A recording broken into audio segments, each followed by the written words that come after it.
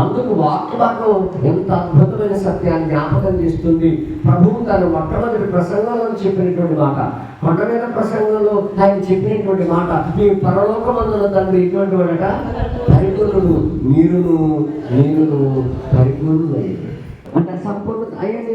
నేను చాలా భక్తిగా బాగా పాటలు పాడానండి, నేను ఉదయకాలం గురించి నేను పాడానండి, కొన్ని సంవత్సరం మీటింగ్కి వెళ్ళానండి, ఈ సంవత్సరం అంటే కొన్ని సంవత్సరం వెళ్ళానండి, ఈ సంవత్సరం ఏం చేశాడు మానేశాడు, వెళ్ళట్లేదని అడిగితే అయ్యా కొన్ని సంవత్సరం బరకాలు నేనే చెప్తానండి, పాటలు నేనే పాడానండి. శ్రేష్టమైన ఆశీర్వాదకరమైన స్థితిని బట్టి, నామమును బట్టి నీకు వేలాది వందనములు.